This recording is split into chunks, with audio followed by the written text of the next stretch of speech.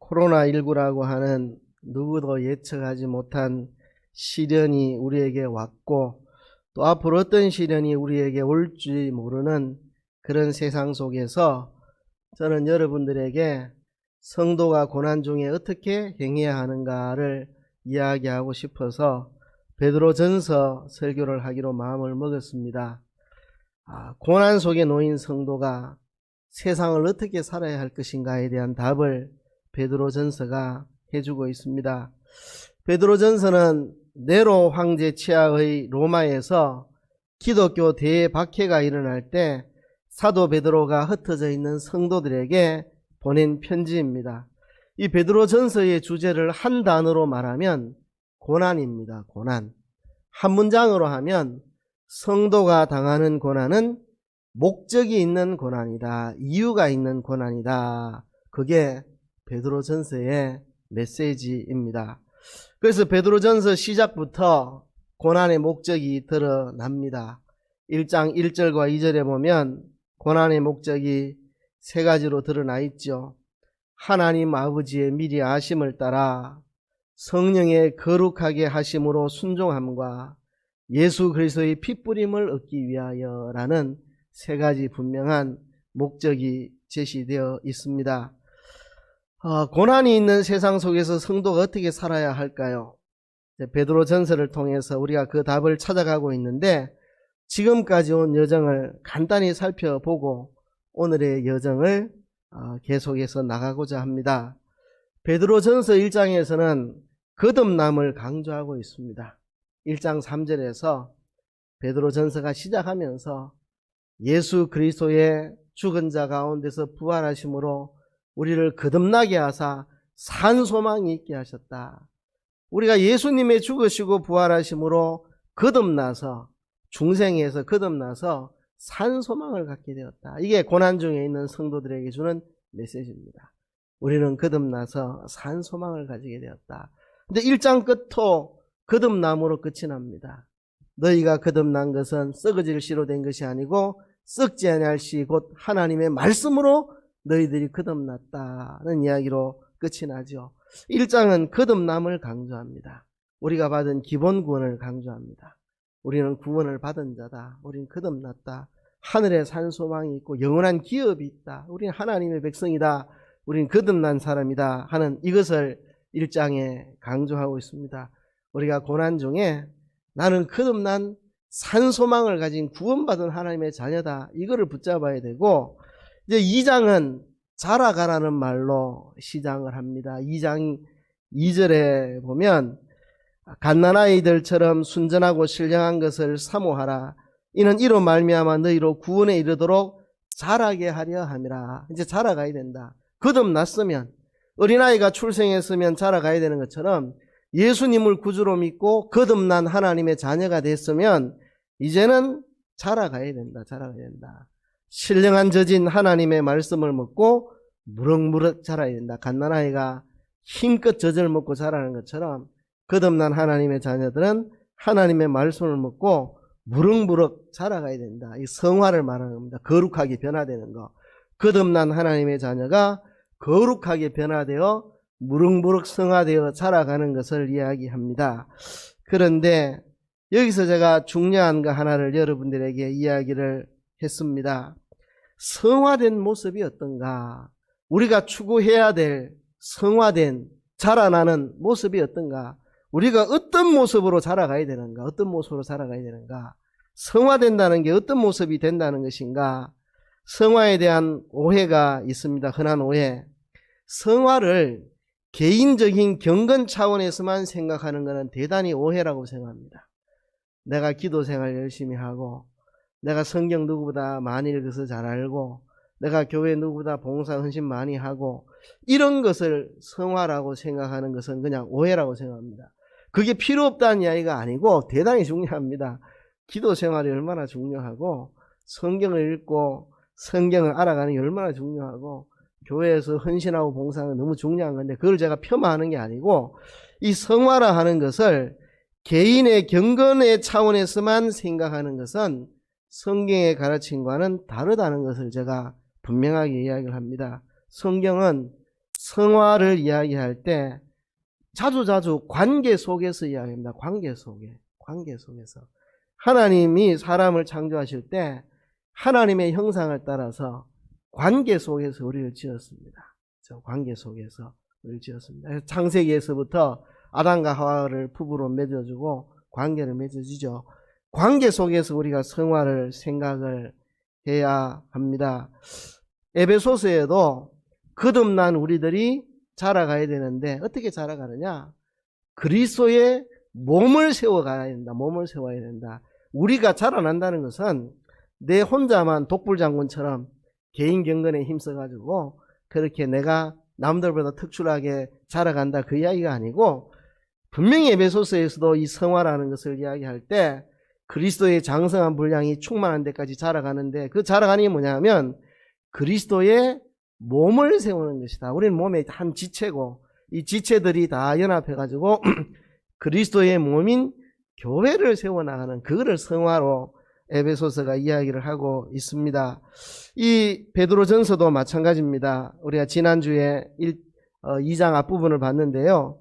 산돌이신 예수 그리스도를 본받아서 우리도 산돌이 되어서 거룩한 집으로 지어져 가는 거, 이게 자라가는 겁니다. 우리가 갓난아이처럼 신령한 젖인 하나님의 말씀을 먹고 자라나야 되는데 어떤 모습으로 자라나느냐?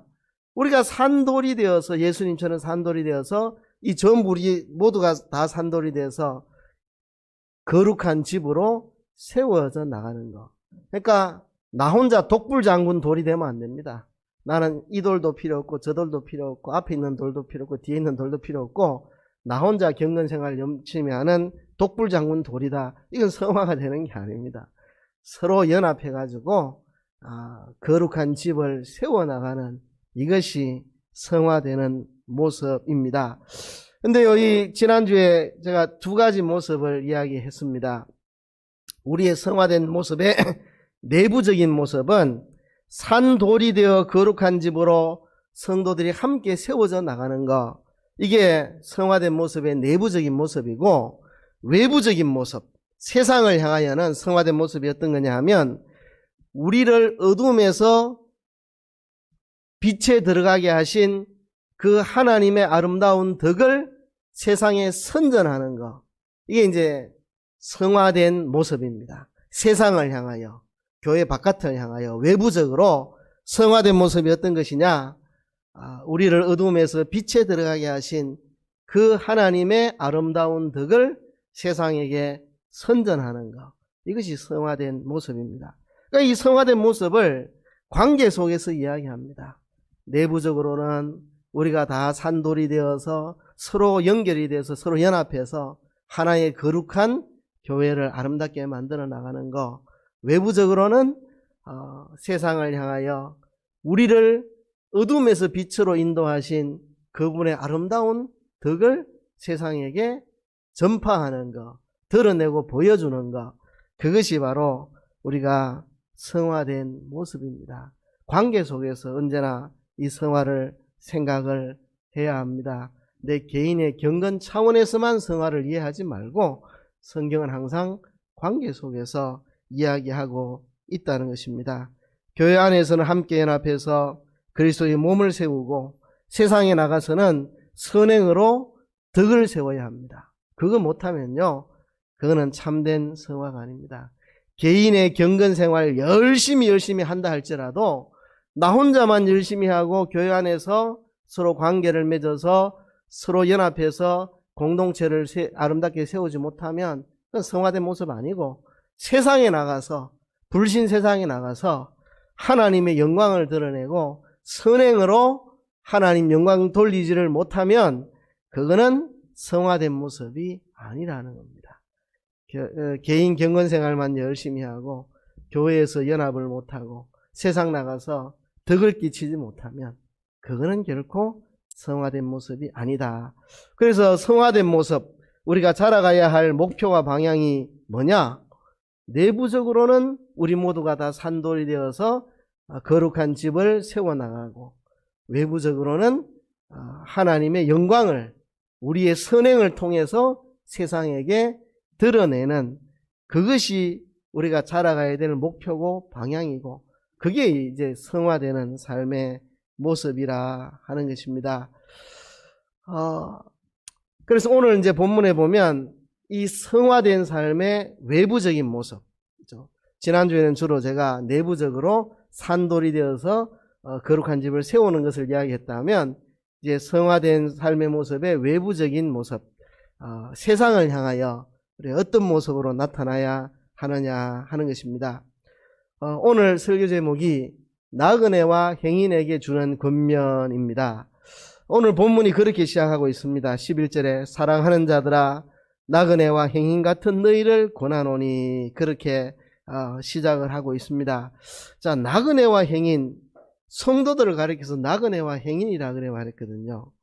이게 무슨 말인가? 우리 바로 앞절에서 9절과 10절에서 성도들의 정체성을 이렇게 소개합니다. 택하신 족속, 왕같은 제사장들, 거룩한 나라, 그의 소유된 백성이라고 성도의 정체성을 그렇게 말을 했습니다. 10절에 보면 전에는 너희가 백성이 아니었는데 이제는 하나님의 백성이 되었다 그래 말하거든요. 이제는 하나님의 백성이 됐다. 너희들의 신분이 바뀌었다. 이제 너희가 하나님의 백성, 택하신 족속, 왕같은 제사장, 거룩한 나라, 그의 소유된 백성이 되었다. 신분이 바뀌었다. 자, 신분이 바뀌면서 우리에게 새로운 변화가 왔습니다. 우리가 세상 속에서 나그네와 행인이 되어버렸습니다. 내가 하나님의 백성이 되기 전에는 세상 사람이었습니다. 내가 하나님의 백성이 되기 전에는 세상 백성이었습니다. 세상 사람. 그런데 내가 하나님의 백성이 되는 순간 세상에서 나그네와 행인이 되는 것, 이거는 어쩔 수 없는 기결입니다.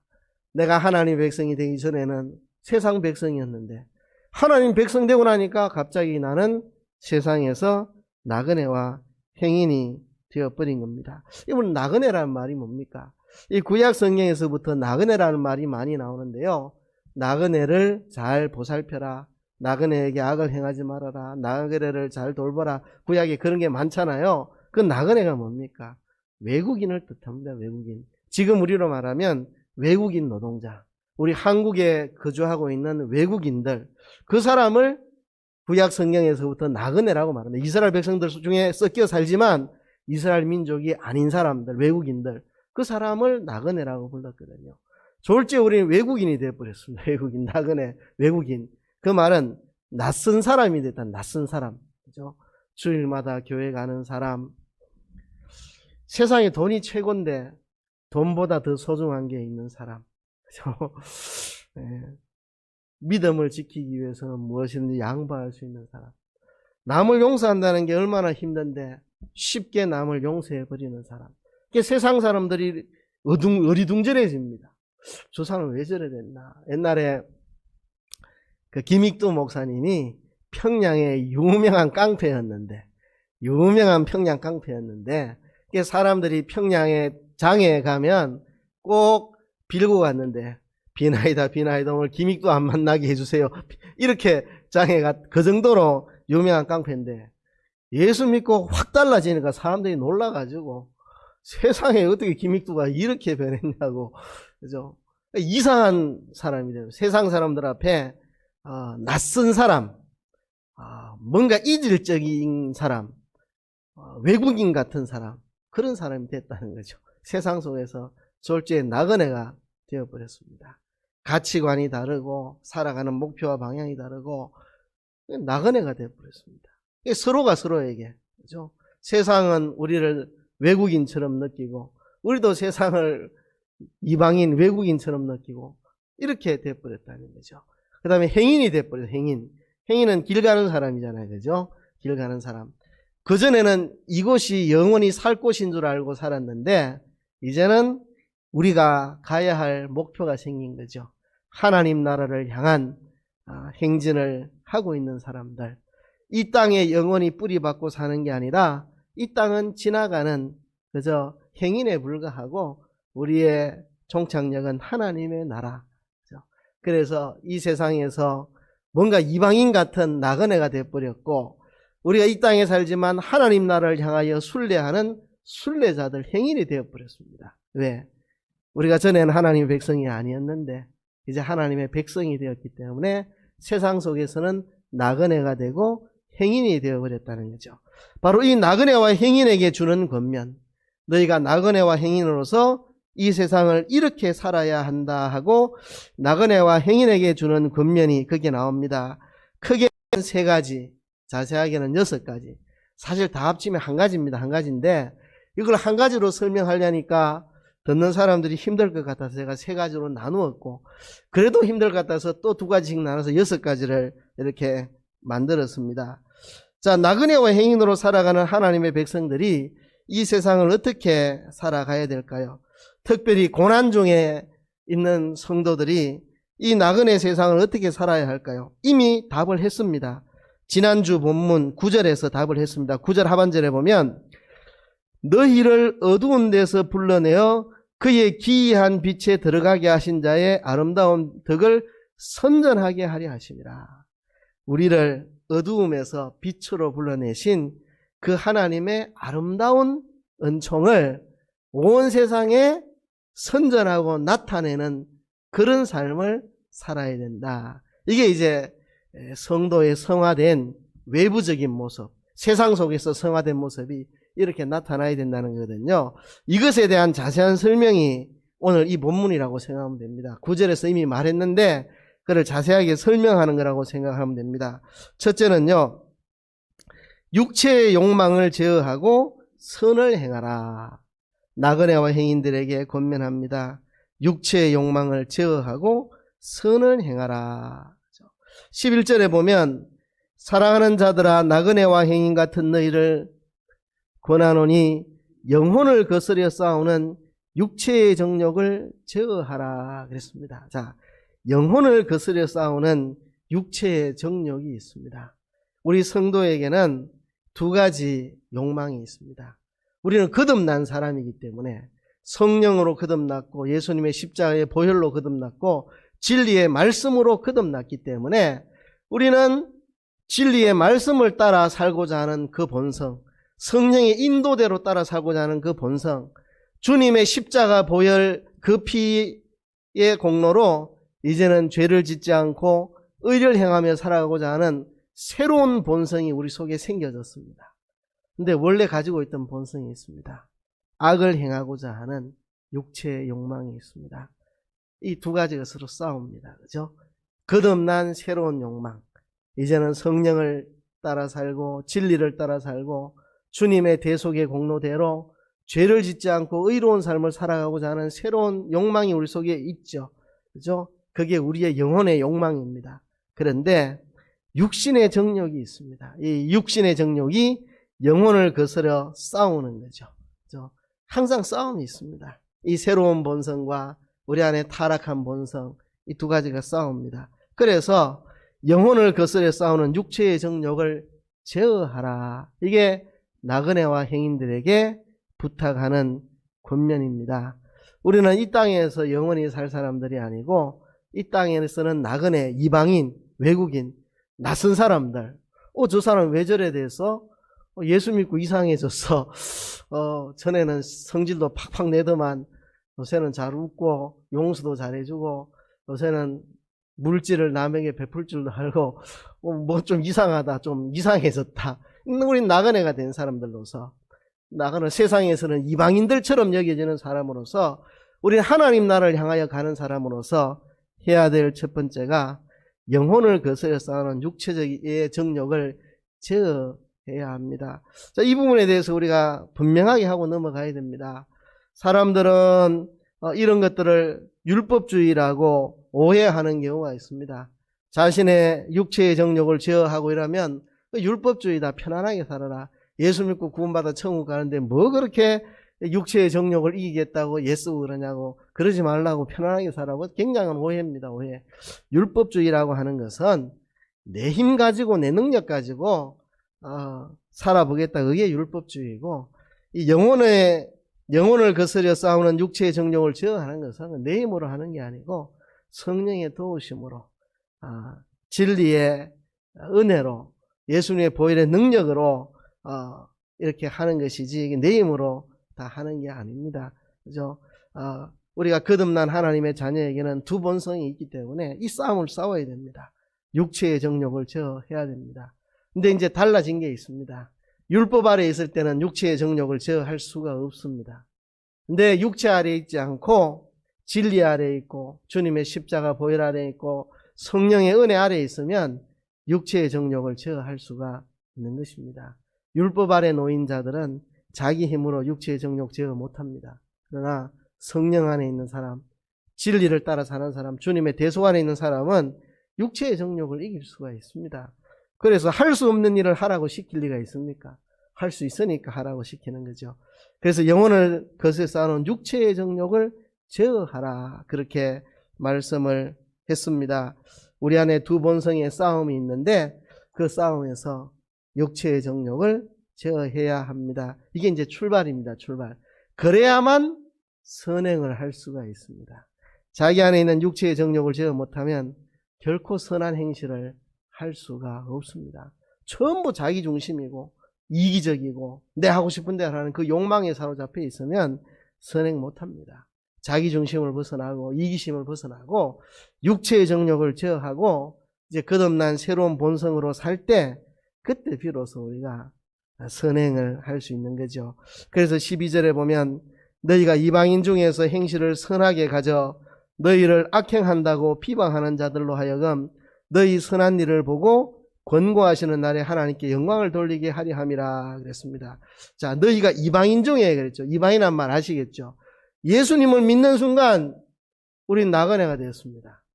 하나님 모르는 사람들에게 이방인이 됐습니다. 나그네가 됐습니다. 그러니까 피차 서로 이방인인 거죠. 우리가 외국인 보면 우리는 그분이 이방인이고 그분은 우리가 이방인인 거고, 그죠? 서로가 이제 그래 된 거죠. 우리가 하나님의 백성이 되므로 나그네가 되어버려서 서로가 서로에게 이방인이 됐습니다. 너희가 이방인 중에서 행실을 선하게 가져 너희를 악행한다고 비방하는 자들로 하여금 너희 선한 일을 보고 권고하시는 날에 하나님께 영광을 돌리게 하려 함이라. 하나님 모르는 사람들 앞에 선한 행실을 하라, 선한 행실을 하라.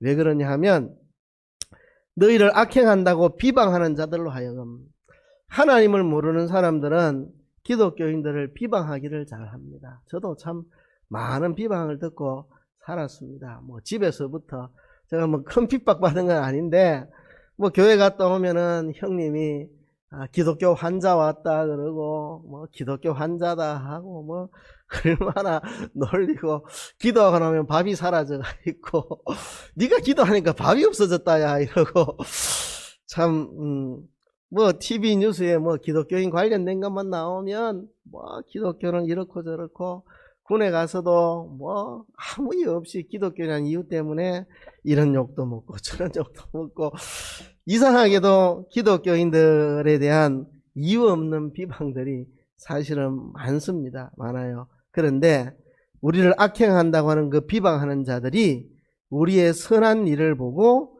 권고하시는 날에 하나님께 영광을 돌리게 하려 함이라. 이게 권고라는 말은 돌본다는 말입니다. 권고하시는 날, 하나님이 돌보시는 날, 하나님이 돌아보시는 날, 하나님의 긍휼이 임해서 하나님이 사람을 돌아보시는 그날, 우리를 악하다고 비방하던 그 사람이 돌이켜가지고 하나님께 영광을 돌릴 수 있도록 너희가 그들 앞에 선행을 보이라 이겁니다. 사도 베드로가 로마 대박해에 놓여있는 기독교인들에게, 우리를 박해하는 그 세상 사람들에게 선행을 보여줘라. 선행을. 대항해서 싸우지 말고 선행으로 그들이 하나님께 영광을 돌리게 하라. 자꾸 핍박하는데 계속해서 선행으로 되갚으면 언젠가 하나님이 권고하시는 날, 하나님이 돌봐주시는 그날 그 사람의 마음이 돌아서서 하나님께 영광을 돌리게 될 것이다. 그러니까 너희는 선한 행실을 이방인들에게 보여라. 우리가 해야 될 일은 그겁니다. 하나 받으면 하나 주고 둘 받으면 둘 갚아주고 이래 하지 말고, 세상 속에서 그리스도인들은 선행을 보여요. 선행을. 그게 우리의 본질이고 본업이고 우리 본분입니다. 우리는 무조건 세상에게 선행을 보여야 됩니다. 그래서 다른 사람이 내게 악하게 해도 기독교인들은 끝까지 이 선행으로 그들을 대해야 됩니다. 상대방이 악을 하나 행한다고 두고 보자 난 둘 해줄게 이러면 이건 기독교인이 아닙니다. 상대방이 악을 하나 해도 열을 해도 나는 선행으로 끝까지 해서 언젠가 나를 악하다고 비방하는 사람들이 하나님의 은혜로 하나님께 영광 돌리는 날이 올 때까지 그날까지 선을 행하는 거. 그죠? 이렇게 하려면 영혼을 거스려 싸우는 육체를 제어해야 됩니다. 영혼을 거스려 싸우는 육체의 정욕을 제어 못하면 성질이 올라와가지고 상대방이 내한테 하나 악을 행하면 두고 보자 난 열로 갚아주고 이래가 나가면 이 세상 사람이지 무슨 그리스도인입니까? 그리스도인 거죠. 그래서 영혼을 거스려 싸우는 육체의 정욕을 제어할 때 비로소 남들이 내게 어떻게 하든지 상관없이 끝까지 선행을 보여줘서 그 사람이 하나님의 은혜로 하나님께 영광 돌리는 날이 오게 될 거라는 거죠. 그러니까 너희는 육체의 정욕을 제어해서 이방인들에게 세상 사람들에게 선한 행실을 계속 보여주라 하는 것입니다. 두 번째는요. 인간에 세운 모든 제도를 주를 위하여 순복하되 위에 있는 왕이나 혹은 악행하는 자를 징벌하고 선행하는 자를 포장하기 위하여 그의 보낸 방백들에게 하라 그랬습니다. 그래서 두 번째는 하나님의 종이 되어 인간의 제도에 순복하라는 겁니다. 하나님의 종이 되어서 인간의 제도에 순복하라. 참 놀랍지 않습니까? 지금 로마치아에서 핍박을 받고 있어요. 기독교인들이 이유 없이 아무 이유 없이 기독교인들이 로마의 네로 황제 치하에서 잔혹한 핍박을 받고 있습니다. 세상과 등져 세상의 제도 따르지 마 세상 말 듣지 마 이래야 할 것 같은데 베드로는 반대 이야기를 하고 있습니다. 인간이 세운 제도에 순종하라고 그렇게 이야기를 하고 있죠. 인간의 제도에 대해서 순복하라. 13절 인간에 세운 모든 제도를 주를 위하여 순복하되 이게 주를 위하여라는 주를 위하여 그리고 그 뒤에 보면 16절에는 자유하나 그 자유로 악을 가리우는 데 쓰지 말고 오직 하나님의 종과 같이 하라. 우리 하나님의 종이니까 또 하나님을 위해서 인간에 세운 모든 제도를 주를 위해 순복하라. 세상 사람도 잘 안 지키는 세상 제도를 왜 하나님 나라 백성인 우리가 지켜야 됩니까? 지키라고 성경이 그렇게 말씀을 하고 있습니다. 구체적으로 혹 위에 있는 왕이나 지금 왕이 기독교 핍박하고 있는데요. 네로 황제가 기독교 핍박하고 있잖아요. 그죠? 그런데 위에 있는 왕에게 순복하라 그렇게 말을 합니다. 또 악행하는 자를 징벌하고 선행하는 자를 포장하기 위하여 그의 보낸 방백에게 하라. 방백들을 가리켜가지고 악을 징벌하고 선을 장려하기 위해 하나님이 세운 사람이라고 말합니다. 그 방백들이 얼마나 똑바로 했겠습니까? 다 권력 가지고 그죠? 돈 빼돌리고 방탕하게 살고 나쁜 짓 다 하고 그런 사람들이지 뭐 방백들이 그렇게 훌륭한 사람들이 몇 명이나 있었겠습니까? 다 권력과 돈에 쩌들어 있는 부패한 사람들이. 근데 그런 방백들을 가리켜서 악행하는 자를 징벌하고 선행하는 자를 포장하기 위해 하나님이 보낸 방백이라고 그래 말하거든요. 그러니까 우리가 세상 제도에 순복할 때 그 사람들이 어떤 사람이냐에 신경 쓰지 말고 순복하라는 겁니다. 그죠?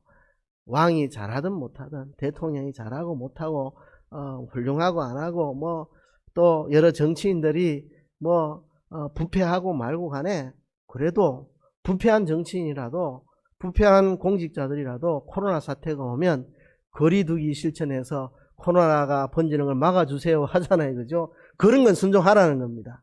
그 사람이 부패했고 얼마나 권력과 돈에 쩌들어 있는 사람이라 할지라도 그 사람은 하나님이 우리나라의 사회 질서 유지를 위해서 세운 사람이니까 그 사람이 거리두기 하라 하면 하고 마스크 쓰라 하면 쓰고 손 씻게 하라면 하라 이 말입니다.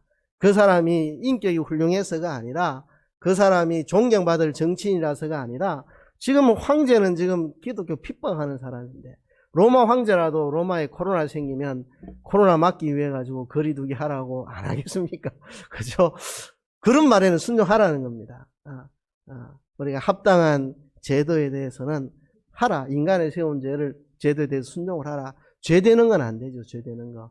죄되지 않는 것에는 순종을 하라고 이야기를 합니다. 죄되지 않는 모든 것에 대해서 순종을 하라. 그런데 거기에 또 이런 말이 이어져 있습니다. 15절에 보면 곧 선행으로 어리석은 사람들의 무식한 말을 막으시는 것이라.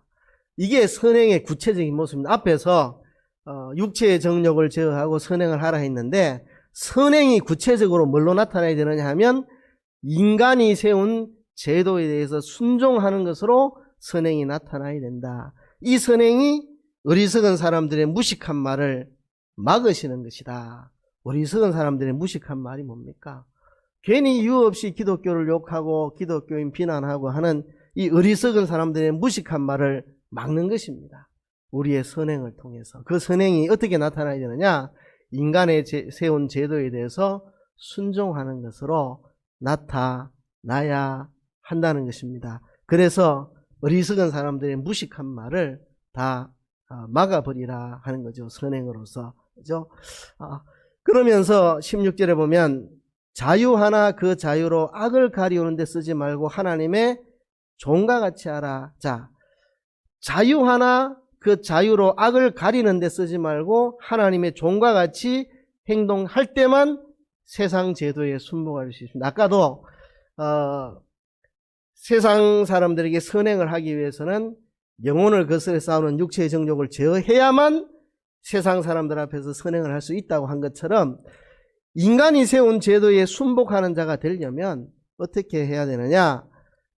자유하나 그 자유로 악을 가리는 데 쓰지 않고 하나님의 종으로 살아가는 사람이 되어야만 인간의 세운 제도에 순복할 수 있다는 겁니다. 인간이 세운 그 제도를 만들고 집행하고 하는 사람들이 다 부패하고 타락하고 돈과 권력에 취해 있는 사람들인데, 그 사람들의 만든 제도에 순종하려니까 순종이 잘 안 되잖아요. 그럼에도 순종할 수 있는 방법은 내가 자유하나 그 자유로 악을 가리는 데 쓰지 않고 하나님의 종이 되는, 자유하지만 스스로 종이 되는, 나는 하나님의 종이 되는. 그래서 분명히 이게 단서가 붙어 있습니다. 인간의 세운 모든 제도를 주를 위하여 순복하되, 그 세상의 권력자들이 훌륭해서 순복하는 게 아니고 주를 위하여 순복하라. 하나님이 그래 했으니까. 그 사람이 부패한 정치인이라도 그 사람이 사회 질서를 유지하기 위해서 하는 조치에 대해서 너는 따라라. 이게 하나님의 뜻이다. 내가 세웠다. 내가 우리 사회의 질서를 유지하려고 비록 부패했지만 그를 세웠으니까 너는 그 말 듣고 사회 질서에 따라라 하시니까 주를 위해 순종하는 거지, 그 사람 봐서 순종하는 게 아니라는 겁니다. 그 사람이 훌륭해서 순종하는 게 아니니까 주를 위해 순종하라. 그러니까 내가 자유를 가졌지만 내가 내 마음대로 사는 게 아니고 내가 하나님의 종으로 사는 사람이 될 때에 인간이 세운 제도라도 내가 순종을 할 수 있게 된다. 이렇게 살아야 된다는 거죠. 고난 중에 기독교인들이 어떻게 살아야 되나? 로마의 그 박해 속에 있는 기독교인들이 어떻게 살아야 되나? 우리를 박해하는 황제니까 황제 말 이젠 듣지 말자. 이제 우리를 박해하니까 우리는 사회 질서 안 따른다 이래 하지 말고 인간의 세운 제도를 주를 위해 순종해라. 너희는 자유를 가졌지만 너희는 하나님의 종이니까 하나님의 종답게 살아야 된다. 하나님의 종은 어떻게 사느냐 하면 17절에 뭇사람을 공경하며 형제를 사랑하며 하나님을 두려워하며 왕을 공경하라. 이게 하나님의 종들의 사는 방식입니다. 뭇사람을 공경하라. 뭇사람은 다 들어갑니다. 아랫사람도 들어갑니다. 아랫사람도 존중해야 됩니다. 기독교에는 아랫사람이라고 깔보면 안 됩니다. 나열이라고 뭐 내보다도 배운 거 없다고 사람 깔보면 안 됩니다. 뭇사람을 공격하며, 왜? 하나님의 종이니까. 우린 자유하지만 하나님의 종들이니까 어린아이 하나라도 깔보지 말고 뭇사람을 공경하는 기독교인들의 기본적인 태도입니다. 누구 앞에서도 상대방을 존중해줘야 되고 형제는 사랑해야 되고 하나님은 두려워해야 되고 왕을 공경하고 하나님이 세우신 사람들을 공경하고, 이게 기독교인들의 자세입니다. 모든 사람을 존중하고 형제를 사랑하고 하나님은 두려워하고 왕을 공경하고. 왜? 우리가 자유가 있지만 나는 내 멋대로 사는 사람이 아니고 하나님의 종이니까. 여러분, 기독교인의 자유가 뭐냐를 생각해 봐야 됩니다. 내 멋대로 살 자유가 아니고 해야 될 옳은 행동을 할 수 있는 자유를 받은 겁니다. 옛날에는 죄의 종이 되어서 마귀와 사망의 타락한 본성의 종이 되어서 마땅히 해야 할 것을 할 자유를 빼앗겼지만 이제는 마땅히 해야 될 그것을 할 수 있는 자유를 가진 겁니다. 그게 기독교인의 자유입니다. 내 멋대로 살아갈 자유를 받은 게 아니고 기독교인이 가진 자유는 마땅히 해야 할 그 일을 할 자유를 잃어버렸었는데 죄에 팔려가지고 이제는 예수님의 피로 죄 사함 받고 마땅히 해야 할 그것을 할 수 있는 자유를 얻은 겁니다. 그게 바로 자유를 얻었으나 하나님의 종으로 사는 사람이고, 이 하나님의 종으로 사는 사람은 모든 사람을 다 존중히 여기고 형제를 사랑하고 하나님을 두려워하며 왕을 공경합니다. 이게 같은 겁니다. 하나님을 두려워하는 거가 왕을 공경하는 거. 하나님 안 두려우면 왕을 공경할 필요가 없죠. 그죠? 그렇지만 하나님이 두려워서 왕을 공경합니다. 왕이 똑바로 해서 하는 게, 왕이 맛이 가고 제 멋대로 하고 부패해도 하나님을 두려워한 마음 때문에 왕을 공경하고, 다윗이 그랬잖아요. 사울이 완전히 망가진 왕인데도 끝까지 다윗은 사울을 존중했습니다. 왜? 하나님이 세웠다 이유 때문에. 그렇죠? 바로 그겁니다.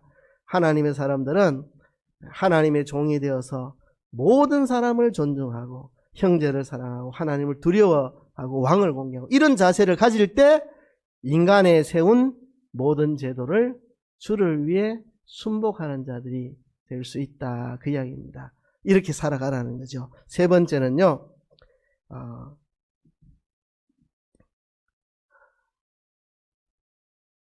종들에게 주인에게 순복하며 살라고 말합니다. 종들에게 주인에게 순복하며 살아라. 18절부터 사원들아 범사회에 두려워함으로 주인들에게 순복하되 선하고 관용하는 자들에게만 아니라 또한 까다로운 자에게도 그리하라 그랬습니다.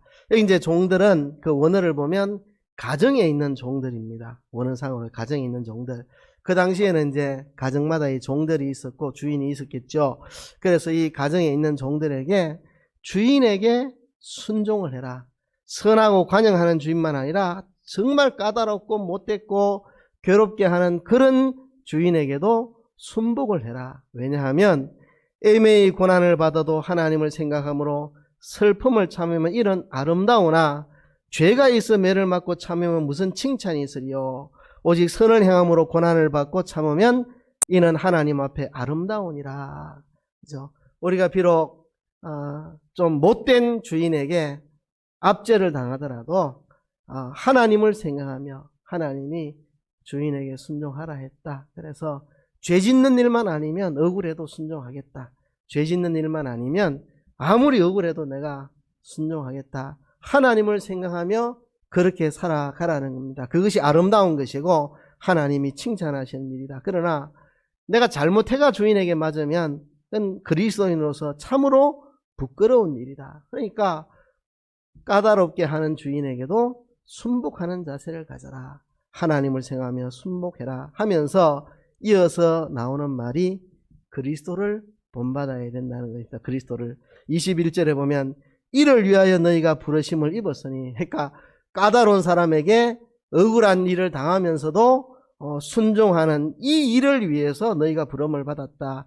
그리스도도 너희를 위하여 고난을 받으사 너희에게 본을 끼쳐 그 자체를 따라오게 하려 하셨느니라.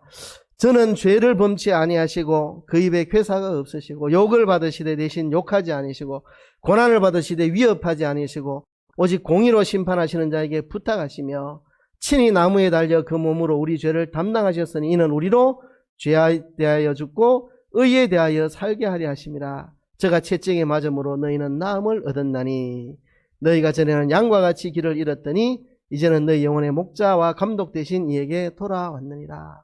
너희는 그리스도를 본받아라. 그리스도는 욕을 받아도 같이 욕하지 않고 고난을 받아도 위협하지 않고 그저 공의로우신 하나님께 다 맡기고 나를 욕하는 자에게 욕으로 맞서지 않고, 그죠? 고난을 받아도 위협하지 않고 그렇게 예수님은 하셨다. 너희도 예수님을 본받아라. 그러니까 욕한다고 같이 욕하지 말고 내게 고난을 준다고 같이 위협하지 말고 하나님의 심판에 다 맡기고 그렇게 살아야 한다. 그렇게 그리스도의 본을 받아야 한다 하는 것입니다. 그래서 오늘 본문에 크게 세 가지를 했죠. 이게 사실 한 가지입니다. 그죠? 육신의 정욕을 제어하고 선행을 행하라. 그런데 선행의 구체적인 모습은 인간의 제도에 순종하는 것이다. 인간의 제도에 순종하려면 먼저 사람에게 순종하는 법을 배우지 않고는 할 수 없다. 그러니까 이게 다 하나로 이어지는 겁니다. 그런데 사람 앞에 선을 행하려면 자기 육체의 정욕을 제어해야 된다고 이야기를 했고, 그리고 세상 제도에 순종을 하려면 너희가 하나님의 종이 되어서 모든 사람을 공경하고 형제 사랑하고 하나님 두려워하고 왕을 공경하는 이런 사람이 돼야만 너희가 인간의 세운 제도에 순종할 수 있고, 그 다음에 까다로운 상전에게도 순종을 해라. 까다로운 상전에게 순종하려면 그리스도의 고난을 본삼아야 된다. 그죠? 저는 죄를 범치 않고 그 입에 괴사가 없으시며 억울하게 누명 써도 그 입에 괴사가 없었고 욕을 받아도 욕하지 않고 고난을 받아도 위협하지 않고 공의로 판단하신 하나님께 부탁하신 예수 그리스도를 너희들이 본받아야 된다. 그래야만 애매하게 고난을 받아도 참고 불의한 상전 앞에도 죄되지 않는 일이라면 순종을 하고 억울해도 순종하는 이런 사람이 된다. 그래서 이러한 선행을 통해서 세상에게 하나님을 나타내 보여주라 하는 것입니다. 베드로 사도는 고난 중에 있는 기독교인들에게 세상이 너희를 핍박하니 이제는 막 나가라. 황제 말 듣지 마라. 이제 황대하고 끝이다. 이제 세상 방백들 말 듣지 마라. 세상 제도 지킬 필요 없다. 이래 한 게 아니고 끝까지 세상 제도 죄되지 않는 건 지키고 선을 행하고 네가 종으로 기독교인이 됐다면 주인에게 순복하고 못된 주인에게도 순종하고 죄 짓는 거 아니면 순종하고 그렇게 해서 그 선행으로 하나님의 영광을 드러내고 그 선행으로 그 사람을 변화시키라. 그 선행이 변화시키는 거지 욕한다고 같이 멱살 잡고 욕해가지고는 그 사람 변화 못 시킨다. 선행으로 그 사람이 하나님께 영광을 돌리게 만들어라. 이것이 사도 베드로의 권면이고 우리가 성화된다는 게 이래 되는 겁니다.